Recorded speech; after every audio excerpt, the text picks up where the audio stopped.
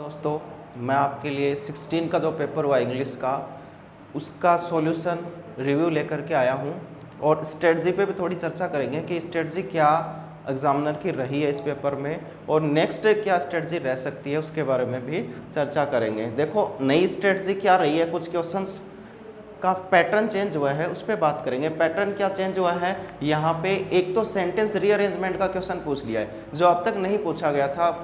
12 के एग्जाम में, 13, 14 के एग्जाम में नहीं पूछा गया था, वो क्वेश्चन पूछ लिया गया। सेंटेंस रीअरेंजमेंट PQRS के रूप में वो पूछ लिया है। दूसरा, सब्जेक्ट वर्ब एग्रीमेंट जो अब तक अनटच था उसमें भी क्वेश्चंस रेज हुए हैं, वो चाहे एरर के रूप में क्यों ना हुए हों। और दो चीज़ें तो ये नया पैटर्न है और प्रीपोजिशन तो वही चल रहे हैं, फिक्स प्रीपोजिशन प्लस एक सामान्य प्रीपोजिशन। तो चर्चा करते हैं कौन कौन से जो क्वेश्चंस रेज हुए हैं और उनका पॉसिबल सॉल्यूशन, और उसके बाद में नया क्या अपन को देख करके जाना है अकॉर्डिंग टू एग्ज़ाम कि हम नया क्या कर सकते हैं। देखिए, इसमें 16 जुलाई की शिफ्ट 3 का रिव्यू है।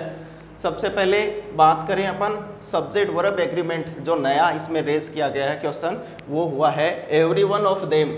और इसमें पूछा गया था कि इसके एवरी वन ऑफ देम के बाद में वर्ब कौन सी आएगी, यानी सब्जेक्ट वर्ब एग्रीमेंट में सब्जेक्ट के अकॉर्डिंग आने वाली वर्ब क्या होगी। तो अपन जानते हैं बार बार यही प्रोनाउन से रिलेटेड पूछ रहे हैं questions, every one, each one. तो यहाँ पे जब भी इस प्रकार का पूछा जाता है आपसे, ये वर्ब क्या आती है, सिंगुलर। तो यहाँ डिजायर्स इस प्रकार का कोई ऑप्शन आपको दिया गया था तो इसमें क्या जाएगा, डिजायर्स आ जाएगा। नेक्स्ट देखो, प्रीपोजिशन पूछी है, वही पैटर्न रहा है, एक फिक्स प्रीपोजिशन और एक सामान्य प्रीपोजिशन। तो एक फिक्स प्रीपोजिशन पूछ लिया, एंग्री, एंग्री के साथ एट और विद आता है, ठीक है। विद किसी व्यक्ति के साथ अपन एंग्री हैं उसके लिए यूज़ करते हैं, और एट किसी टॉपिक को लेकर के, किसी सब्जेक्ट मैटर को लेकर के, किसी थिंग को लेकर के, तो यहाँ पे एंग्री ये पूछा गया था। वॉइस में देखो, द न्यूज़ सरप्राइज पहले पूछे गए थे वॉइस के अंदर कि एक्टिव से पैसिव चेंज करना था। प्रेजेंट परफेक्ट का पैसिव वॉइस पूछ लिया, प्रेजेंट कंटिन्यूस का पूछ लिया,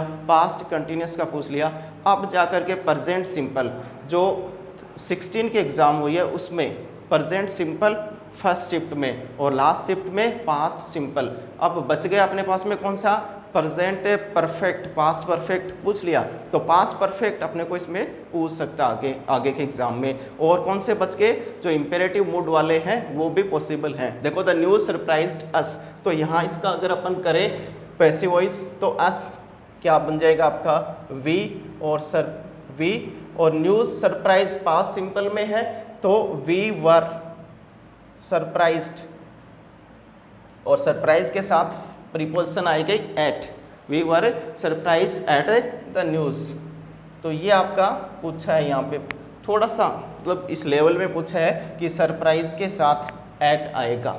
नेक्स्ट देखो, she said where is she going, interrogative पूछ लिया। इससे पहले जो पूछे गए थे सबसे पहले दिन में नॉर्मल पूछा गया था, सिंपल वाला पूछा गया था, उसके बाद में आपका एक्सक्लेमेटरी और अब जाकर के इंट्रोगेटिव। ये यहाँ देखिए, सी सैड, तो क्या आ जाएगा, सी आस्क्ड वेयर, वेयर कंजक्शन रह जाएगा, यहाँ पे कंजक्शन का काम करेगा वेयर। अब यहाँ पे सी, तो सी यहाँ भी सी सब्जेक्ट है, क्या आ जाएगा सी, और इज बदल जाएगा वाज में, सी वाज गोइंग।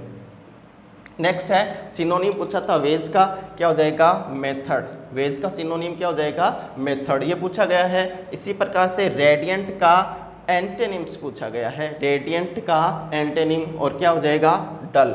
इसी प्रकार से मिस स्पेल्ड वर्ड में क्वेरल और टेरिबल में से पूछा गया था कि कौन सा आएगा, तो यहाँ पे डबल आर वाले दोनों हैं, इसमें से कोई सा एक आपका राइट आंसर था। इसमें ध्यान रखना, जो अभी मिस स्पेल्ड वर्ड पूछे जा रहे हैं वो डबल वर्ड वाले पूछे जा रहे हैं, जिनमें वर्ड डबल आता हो, अल्फ़ाबेट्स जो हैं आपके डबल हो रहे हो वो वाले पूछे जा रहे हैं। वन वर्ड में पूछा गया था legally separation of husband and wife, जिसको डिवोर्स बोलते हैं, तो सिंपल था, डिवोर्स पूछा गया था। नाउन, देखो नाउन से पहले पेपर में 12 के एग्ज़ाम में पूछा गया कि नाउन से आपका चेंज करना क्या वर्ब, फिर पैटर्न में आया नाउन से एडजेक्टिव बनाना, अब पैटर्न में क्या आ गया, नाउन से एडवर्ब बनाना। देखो यहाँ पे दे रखा था इम्प्रेसिव, और इसमें पूछा था कि इससे क्या एडवर्ब बन सकता है, तो इम्प्रेसिवली ये एडवर्ब बन जाएगा, इम्प्रेसिवली। नेक्स्ट देखो, the climate of Agra suits to my sister, यानी कि एक ये सूट्स टू माई सिस्टर ये पूछा गया था, वर्ब क्या आएगी यहाँ पे, तो वर्ब क्या आ जाएगी, सूट्स आ जाएगी। कहने का मतलब अब correct form of the verb से भी क्वेश्चंस अटेम्प्ट हो रहे हैं। एरर में क्वेश्चन पूछा गया था it is him who takes, इस प्रकार से कोई क्वेश्चन था। तो यहाँ अगर अपन देखें इट इज़ के बाद में यहाँ हु सब्जेक्टिव है, मैनर को शो करता है, सब्जेक्ट को शो करता है, और यहाँ ऑब्जेक्टिव केस है। तो एरर में क्वेश्चन था, एरर क्या हो जाएगा, हिम नहीं होगा, यहाँ पे हिम नहीं होकर के क्या होना चाहिए, इट इज़ ही होना चाहिए, क्योंकि सब्जेक्ट इसके अकॉर्डिंग दे रखा है हु।